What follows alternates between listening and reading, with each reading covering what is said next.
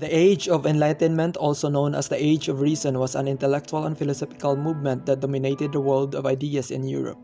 The Enlightenment included a range of ideas centered on the pursuit of happiness, sovereignty of reason, and evidence of the senses as the primary sources of knowledge, and advanced ideals such as liberty, progress, toleration, fraternity, constitutional government, and separation of church and state.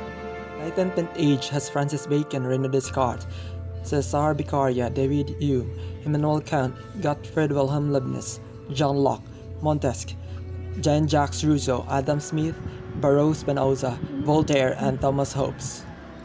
Out of the revolutionists I mentioned earlier, who are the people who influence most? Thomas Hobbes and Jean-Jacques Rousseau.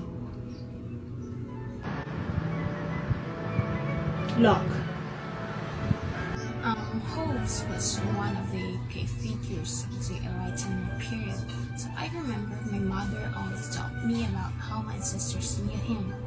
Yeah, despite of advocating the idea of absolutism to sovereign, he develops some of the fundamentals of European liberal thought.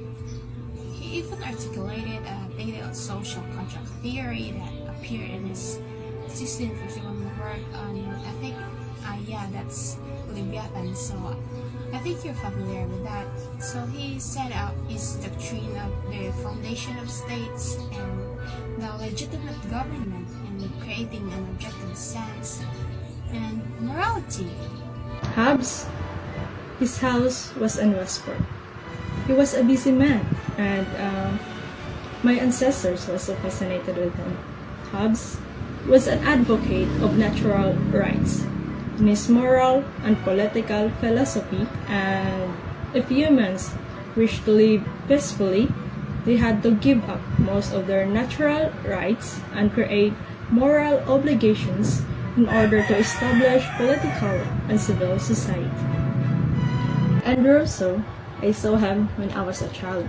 He came to the community I lived, and in many ways was the most influential in his propelled political and ethical thinking into new channels. His reforms revolutionized taste, first in music, then in the other arts. He introduced the cult of religious sentiments among people who had discarded religious dogma.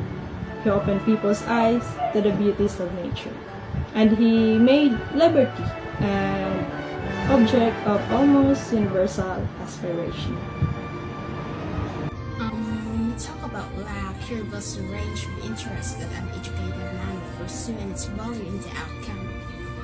Discrimination, shrewdness, and originality, and lack was the first to treat philosophy as purely critical inquiry having its own problems, but essentially to other sciences. His demand to change the world's thoughts is the person that my great-grandmother always looks up to.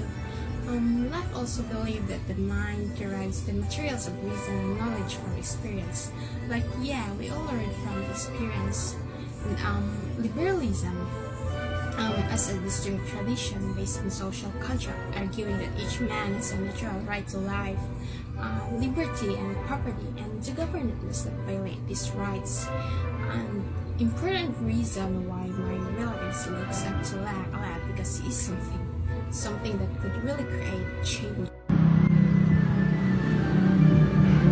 Yeah, Locke was the father of liberalism. Since those three were mentioned, does it mean that you consider them as the most influential Enlightenment geniuses? Yes.